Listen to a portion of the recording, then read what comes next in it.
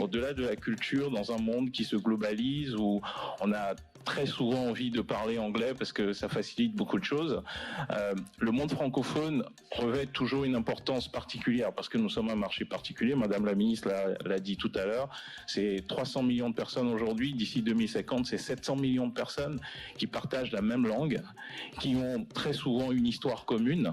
Et donc, c'est un marché important. Nous, au Bénin, par exemple, nous essayons de mettre en place un écosystème, pas seulement pour être dans ce mouvement de technologie, de start-up, mais aussi parce qu'on veut soutenir des entreprises et des start-up qui permettent de régler des problèmes du quotidien. Et je vous invite à visiter le stand Bénélinov, où nous avons une dizaine de start-up. C'est juste un échantillon de cette scène un peu très dynamique que nous avons, certaines qui répondent aux questions de santé.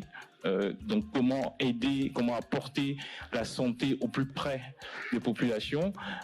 On a une start-up qui utilise l'intelligence artificielle et qui essaye de la rendre accessible au dernier kilomètre, ou comment partager et accompagner les jeunes et faire de l'accompagnement dans l'éducation, donc vraiment dans des secteurs complètement différents. Et cela permet aussi de montrer que, Madame la ministre l'a dit tout à l'heure, la technologie en français existe et c'est important.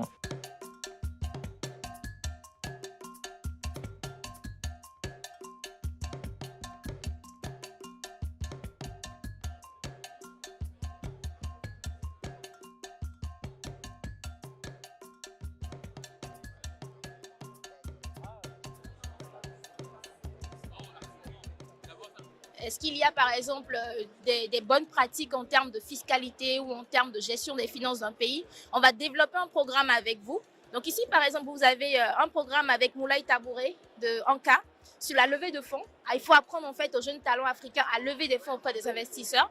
Il y a une inadéquation entre les formations que les étudiants suivent et le marché de l'emploi et l'employabilité derrière. Donc on prend le problème à l'envers.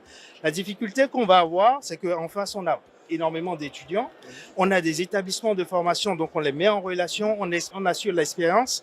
Un étudiant qui a son bac à Cotonou, qui veut venir à Paris par exemple pour faire ses études, il peut ouvrir son compte bancaire avec... On peut le faire en ligne, j'espère. En ligne, avec son passeport. Évidemment qu'à l'heure du numérique, où aujourd'hui tout le monde n'a que de la monnaie numérique dans la poche, et l'État a besoin aussi d'avoir un track record sur l'activité des marchands, ce genre d'outil va devenir de plus en plus utile. Et on le pousse maintenant dans le retail, au lieu de le faire uniquement pour le commerce en ligne comme d'habitude.